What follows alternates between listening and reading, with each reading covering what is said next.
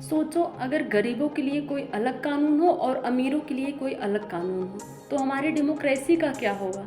जो हम विश्व की सबसे बड़ी डेमोक्रेसी होने का दावा करते हैं उसका क्या होगा। इसी को ध्यान में रखते हुए हमारे संविधान निर्माताओं ने संविधान में कुछ महत्वपूर्ण प्रावधान दिए थे। राइट टू इक्वलिटी, समता या समानता का अधिकार दिए हुए थे।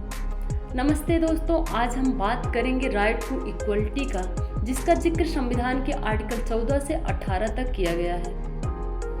राइट टू इक्वलिटी एक फंडामेंटल राइट है। इसके हम एक एक आर्टिकल को समझेंगे, आर्टिकल 14 से 18 तक। आर्टिकल 14 कहता है कि the state shall not be denied to any person equality before law, all are equal protection of law. Article 14 के दो एस्पेक्ट हैं। पहला है इक्वलिटी बिफोर लॉ, मतलब सभी के लिए समान कानून होंगे, किसी के साथ किसी भी प्रकार का भेदभाव नहीं होगा, चाहे वो प्रधानमंत्री हो चाहे वो कोई आम पर्सन हो, सभी के लिए इक्वल ट्रीटमेंट होगा। इसका दूसरा एस्पेक्ट कहता है इक्वल प्रोटेक्शन ऑफ लॉ।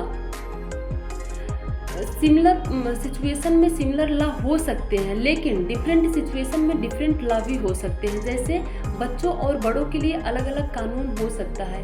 इसके लिए कोई भेदभाव इसे नहीं माना जाएगा या इक्वलिटी लाने के लिए किया जा सकता है। आर्टिकल 15 कहता है प्रोहिबिशन ऑफ डिस्क्रिमिनेशन। स्टेट धर्म, जाति, लिंग, नस्ल, जन्म स्थान के आधार पर किसी भी प्रकार का भेदभाव नहीं करेगी। 15 क्लास 3 कहता है कि महिलाओं और बच्चों को कुछ स्पेशल प्रोविज़न दिया जा सकता है, यह इक्वलिटी के अगेंस्ट नहीं है, यह इक्वलिटी लाने के लिए किया जा सकता है। और शैक्षणिक संस्थानों में SC, ST, OBC, EWS को भी आरक्षण दिया जा सकता है। रिजर्वेशन इक्वलिटी के अगेंस्ट नहीं है, बल्कि यह इक्वलिटी लाने का एक टूल्स है। आर्टिकल 16 कहता है equality in public employment.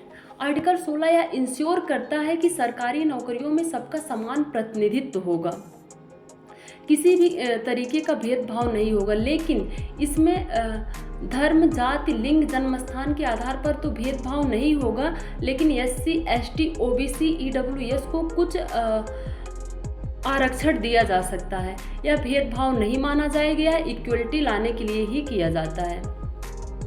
Article 16 article 15 का ही एक्सटेंशन है। आर्टिकल 17 सबसे इम्पॉर्टेंट आर्टिकल है। आर्टिकल 17 कहता है अबोलिशन ऑफ द अनटचेबिलिटी, छुआछूत का अंत किया जाए। छुआछूत को 1955 में यह दंडनीय अपराध माना गया।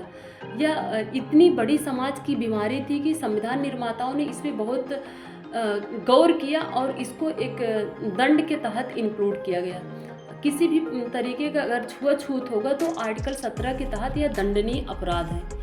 आर्टिकल 18 कहता है अबोलिशन ऑफ टाइटल। ब्रिटिश काल में जो टाइटल दिए जाते जैसे सर, राय बहादुर, ऐसे टाइटल दिए जाते थे, उसका अबोलिश करता है आर्टिकल 18।